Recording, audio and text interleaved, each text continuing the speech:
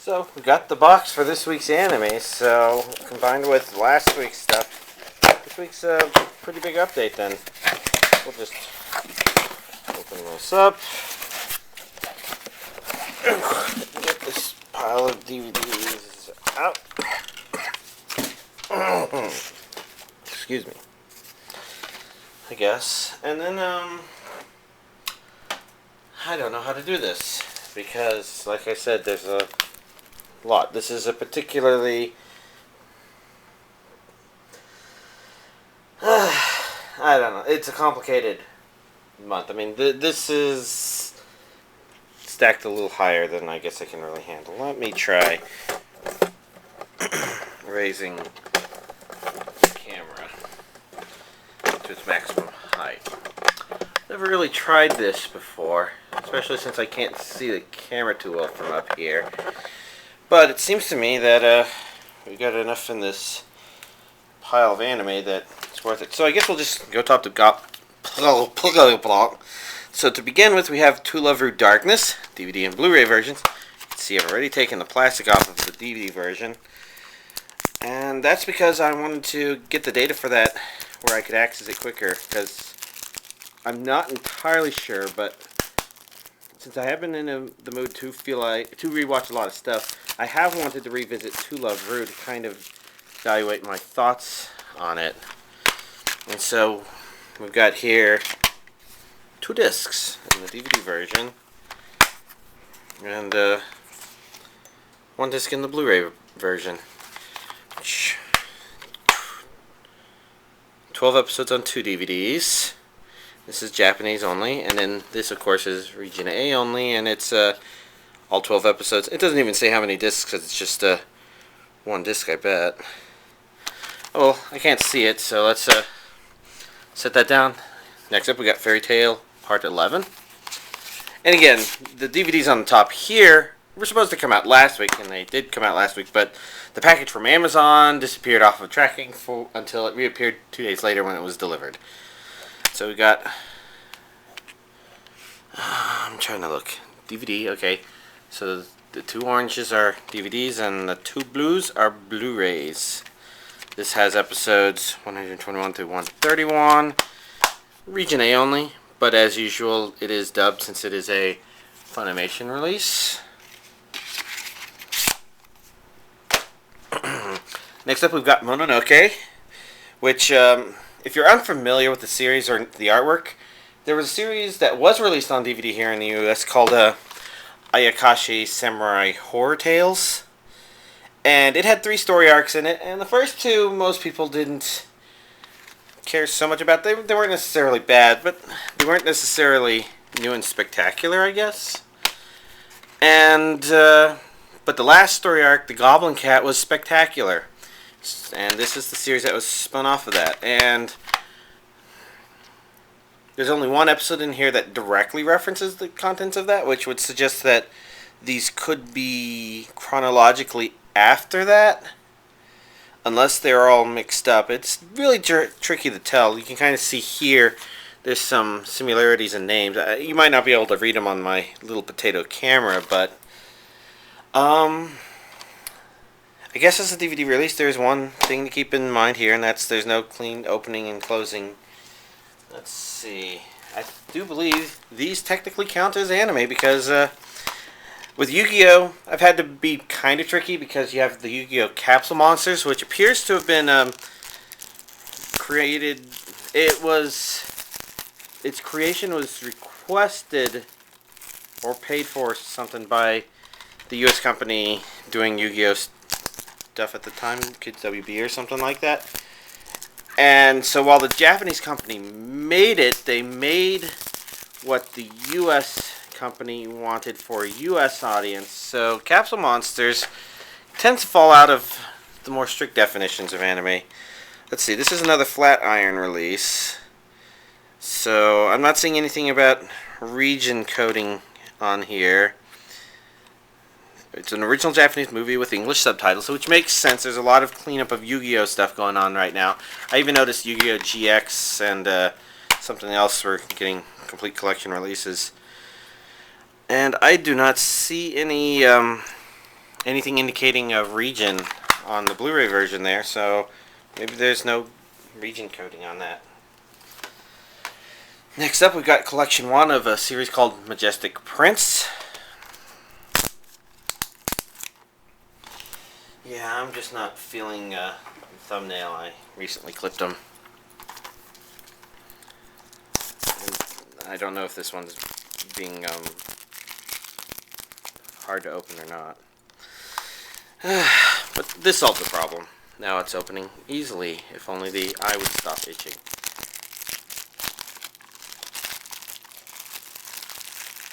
It's just the way eyes and nose work. They know that you've got your hands full with something, like holding a Blu-ray way in the air while you're trying to eye the back of the camera from the corner of your eye so you can tell whether or not you're even keeping stuff in view of the camera.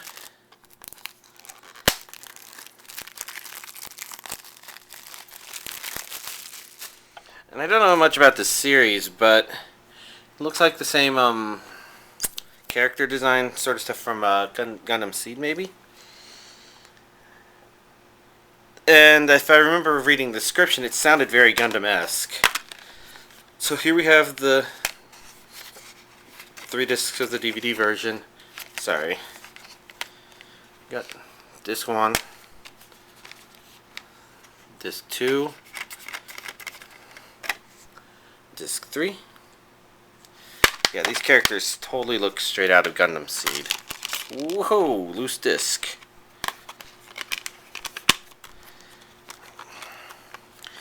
And if I'm not mistaken, while the colors seem reminiscent of discs 1 and 3 of the other one, those are not the same. Let's see. Disc 1's, this one's red, and this one's brown. And then, well, I noticed that they were kind of purplish. This one has somebody that could be a girl. Kind of tricky to tell. This one I'm pretty sure is not a girl. But I still don't know who either of them are. We got the classic Anime Classics release of Deadman Wonderland, and I'm picking this up because it's a DVD and Blu-ray release, and I do believe the only other release of Deadman Wonderland thus far was DVD only. And thus that would make this the first Blu-ray release, and thus I picked it up, and thus here it is, and thus some more. Don't know how well you can see that. Oh, that reminds me of Majestic Prince. This one has an English dub. Region A only. Okay, Deadman Wonderland. Region A only. And of course it was English dubbed. Because I think Greg Ayres might have done the lead role. So we've got disc 2 DVD. And then 2 Blu-rays. I don't know how well y'all can see that image in the back. Slipcover. Alright, now that these are upside down, those cover the 9 DVD / Blu-rays that arrived last time.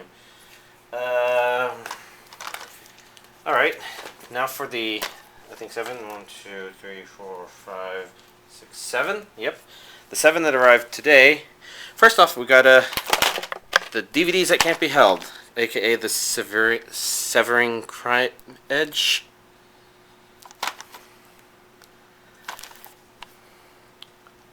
I'm trying to remember if this looks familiar at all or not. Kind of feels familiar, but I'm not sure if that something like that could always be the art style, or maybe this was the same image used on My Anime List or AniDB, or maybe I just remember it from ordering it on Amazon or something.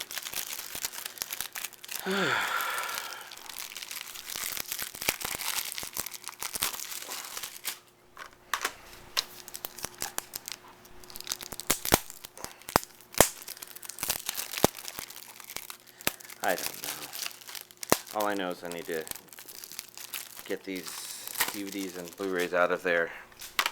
So before we continue on, this is Japanese with English subtitles only in Region A. So in the DVD version, we have those two. Those two. And this disc, which I can't even access in order to rotate.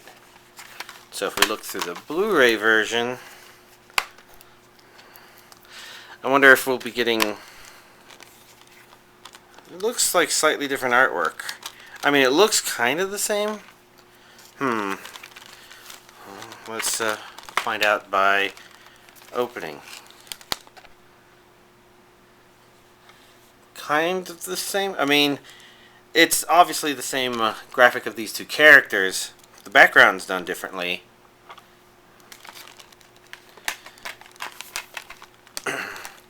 And kind of the same deal with these green discs. Discs 2. Same character pictures. This one's a little more zoomed in. Interesting. And where does it say? Usually all 13 episodes on 3 discs, all 13 episodes on 2 discs.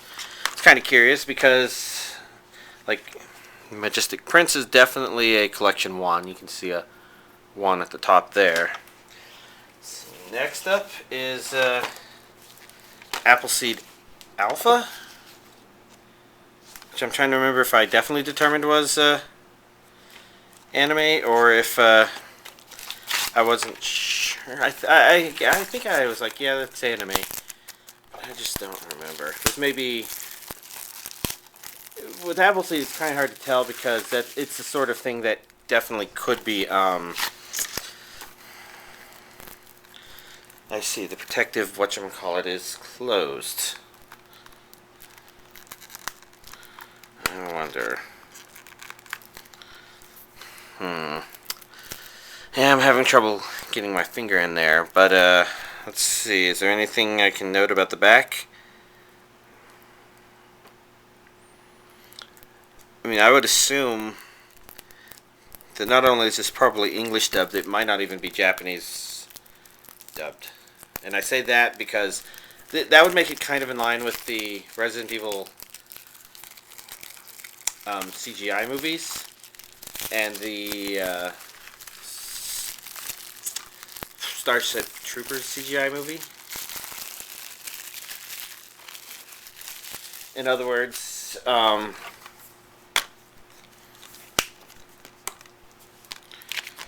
on, I'm going to make sure, yeah, I'll turn that inside out. And I bet the disc on the DVD version is just the same. But I'm going to turn the thing with the online code around so that they're not the same. Huh. Blu-ray actually has graphic to it. That's okay. They both feel kind of on the slightly cheaper side. Not in a bad way, just as in they felt light. Maybe I'm just used to picking up all these cases which have 2 or 3 discs in them. Next up we have Devil is a Part-Timer. The Devil is a Part-Timer. There's a "the" there. This one is probably what I'm going to watch next. I'm very curious about the series because it seems like an amusing concept, and I've run into imagery of it before, and so I'm curious. It's Region A. I see English and Japanese dubs on there, so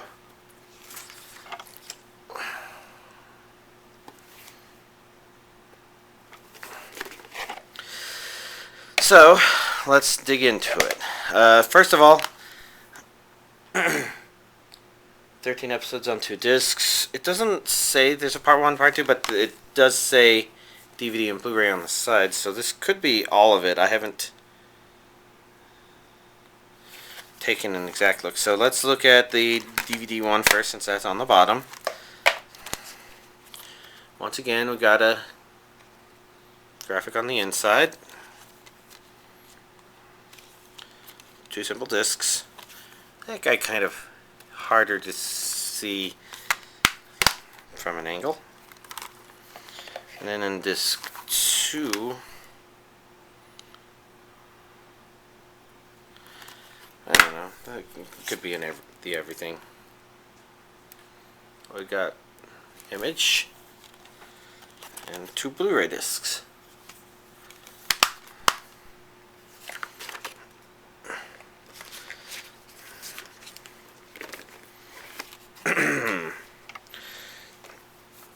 So I got Hetalia The Beautiful World Season 5. Includes a limited edition bandana. Not that I remember the bandanas that came with all the other seasons.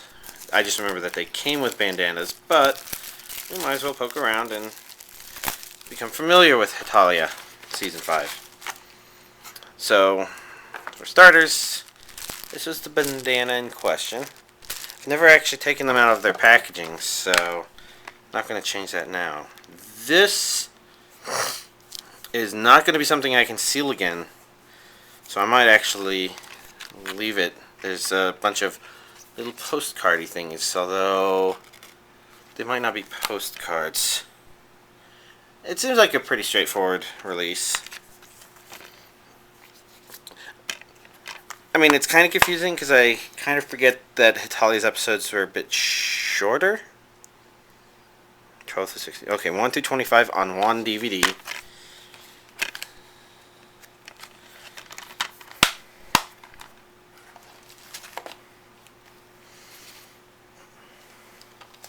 And this would probably be the second thing that arrived that I'm curious about. My teen romantic comedy SNAFU.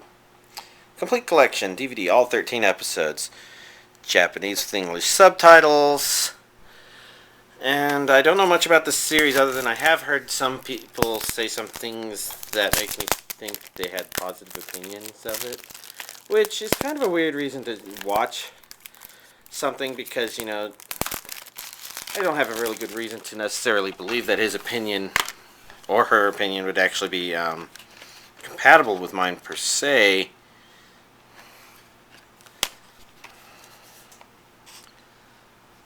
But, oh well, I'm curious about it. Alright, that actually finishes this week's anime DVD collection update. Let me actually lower the camera again back to its normal viewing angle so that we can, first of all, you can see I tried to avoid that standard problem, and that's this week's anime DVD collection update. And what did I count? 9 plus 7? That would be 16 DVDs in this update.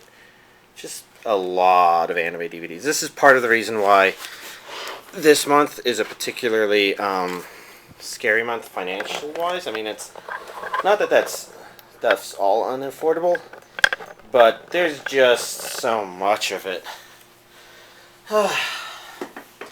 So let's see. Talking about stuff. I guess we'll begin with what I watched. I primarily watched 4 things. So, last time, I think I mentioned finishing Sasami-san at Ganbara Nai. So then, looking at my list to the left there, I watched the first 4 episodes of Kill la Kill twice. Once last week when I opened the DVDs, and then once today with my normal company that comes over on Tuesdays. And the first time I watched it, English dubbed, second time Japanese with English subtitles. And it's hard to remember the dub exactly since there's been like a 1 week difference in comparison. But having watched it first, I have to say it was okay. It was hard to tell if it was completely accurate, but I think a lot of that just comes down to this is a really hard anime to dub just because timing tends to be a really important aspect in the way a lot of things work. And sometimes with the flow of the voice, timing stuff, I can completely understand this one being crazy just because Studio Trigger, I do believe they are a team from Gainax that worked on Gurren Lagann and Magical Shopping Arcade of Benabashi, which, you know, means they're used to doing crazy things. And Kill la Kill was crazy, but awesome at the same time. Very stereotypical for them. So, I'm interested in seeing more, although I guess Volume 2 is not on the radar yet, so I haven't even had a chance to pre-order it. I'm wondering what I can say about it other than it's crazy. I mean, it's the sort of anime where I think you'll understand the craziness just by watching the first episode, even though it is also trying to set itself up with the standard 3 episodes to introduce us to the ideas of it, so that we kind of know what it'll be like in the future. And I thought it actually did a pretty good job in just the first episode, even though it still had some important plot points that it wanted developed in the first 3 episodes. And then the 4th episode was just some funness as episode stuff begins. Don't know. Hard to say too much else about it. Next up, I watched all of Silver Spoon. Now, technically last week I had already watched half of it and I just forgot to comment about it, but I get to talk about it here. And I thought it was a pretty fun anime. I mean, it covers aspects of life that, you know, as a city-dwelling person, I take for granted, but I know I take them for granted. And this is about a main character who doesn't take them for granted, who doesn't know that he takes them for granted. So to a certain extent, he's like, eggs come from where? I mean, he knew they came from chickens, but he kind of wasn't aware of the cloaca thingy that they have in whatever. And, you know, he had to deal with a lot of realities of these people work hard, blah, blah, blah. He called it a jock school. It's not really a jock school. It's just a farming school, really. And the thing that makes it really nice to watch is that even though he takes for granted the fact that he takes the stuff for granted, he's actually a pretty smart character. They call him a smart character who's a stupid person, sort of in a joking way, where it's like, even though he ranks so high in so many aspects in the school because he's dedicated his life to studying, and so he knows how to study, and so he can pass any written part that he needs to, everything else is pretty much, he'll do things that don't necessarily help the situation, like, but I think a lot of those times it kind of makes a lot of sense for the characters. And the truth of the matter is, the thing that makes it watchable is that he as a character does learn. He kind of realizes these are his weaknesses, and he kind of he doesn't adapt to it to become perfect at it or anything like that. He just starts realizing what he kind of needs to do in order to accept the realities of life, sort of thing. And it was really nice watching it. First season could almost stand on its own pretty well, although there is a second season. I hope that one's coming out on DVD soon, because it was a good anime. Then after that, I mean, I kind of went through the end of that really slowly over the weekend, because I was just feeling zombie-ish and tired. I reached what I'm calling Stage 3 Mario Kart-itis, I guess. And I just made that term up right now, but the basic idea is, you know, you start playing Mario Kart, you just get frustrated, and in Stage 2 you reach a point where you're so frustrated that you start making up cuss words. Things that just don't really make any sense at all. And I kind of reached this 3rd stage where I couldn't even irrationally come up with cuss words. It was just, I started wanting to distance myself from that and not do stuff and just zombie. And so I needed to move to a dub, and I chose a anime called From the New World, which was a really good choice because that's a really good anime. It's a sort of anime where you can just watch it, be sucked into it. And it was kind of interesting watching that anime, and about 8 episodes in, needing to take a break for the DVD collection subreddit's movie party, and we watched A Clockwork Orange. You know, I knew we were going to watch it, but it's interesting because there is a little bit of thematic overlap between the 2 series, at least at those points. And I thought that was amusing. I don't really want to talk too much about what that overlap entails, because From the New World is really hard to explain because it's really easy to spoil stuff. It's the sort of thing that, yeah, I don't know how to explain it. I don't want to explain it because this anime wants to kind of casually let you understand and see things.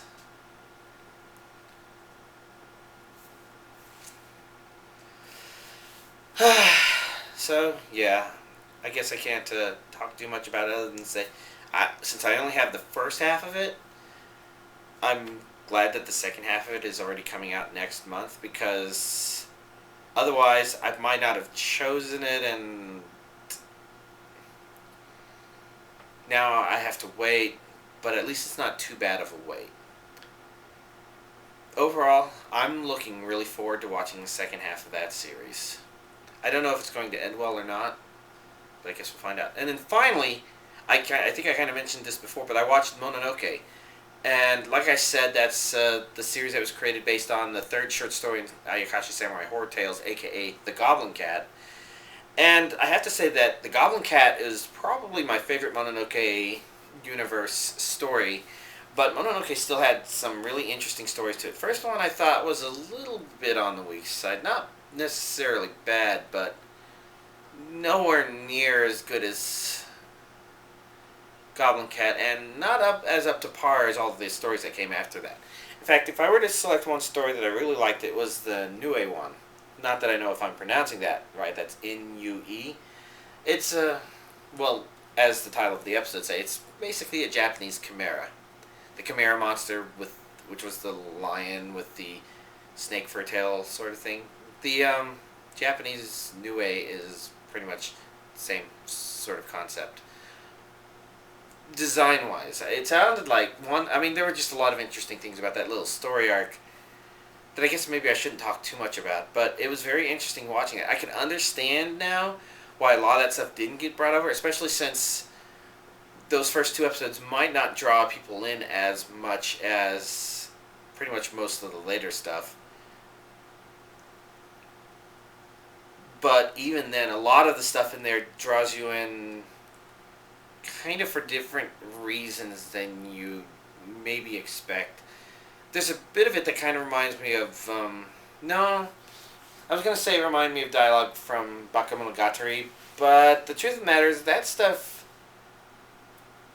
tends to just surprise you with things you can understand, whereas there's concepts in Mononoke that aren't completely explained that you're supposed to understand based on... Well, I don't know. I just noticed that it required a lot more focus than I thought, because there was a lot of indirect explanations going on. I guess some parts of it also remind... I don't know. So, that's pretty much all I watched this past week. I also pre-ordered all of my August stuff. I basically decided if the packages get delayed a couple of days... It sucks, but I'm just not going to worry about it anymore, because I don't think I can really do better than that. If I wait for them to get in stock and I order them, they're just going to be sent by postal service again. Instead of arriving sometimes 2 days late and sometimes on time, they're just going to always be 2 or 3 days after the release date. And maybe that means every week shows the previous week's DVDs, which I could have done this week, but I don't know, because I also want to watch a lot of these series, so I'm just accepting this. For the pre-ordering of stuff in August, I guess the only things that really stuck out to me were the well, I had already pre-ordered the Cardcaptor Sakura releases, because I had to figure out what I wanted to get for that, and it turned out I want all 4 of them, because I want not only the Blu-ray version of the series, just because I collect the Blu-ray stuff as a separate collection from the DVDs, but I would buy the DVDs just because they have a new dub, and I do tend to buy stuff with new dubs. And Kabuki Monogatari, I think I already pre-ordered that. Yeah, Right Stuff said I had already pre-ordered that. And then, of course, there was From the New World Volume 2, which I'm looking forward to, and A Certain Scientific Railgun S Part 2. But I'm not sure if anything particularly notable other than those showed up. Yeah, I don't know. I guess we'll have to find out. I guess there were some things that I think didn't show up in either Film Aficionados or Amazon. And I made sure to pre-order those. And it was nice to see that, even though it's not next month, One Piece is definitely going to return. It's not going to disappear into a will it release date. I also noticed Hellsing Ultimate episodes 9 and 10 are going to get their release. That's good to know. Man, and then a lot of other stuff appeared. Oh well, at least next month won't be as bad as this month. So let's go ahead and end this update there, and y'all have a nice week.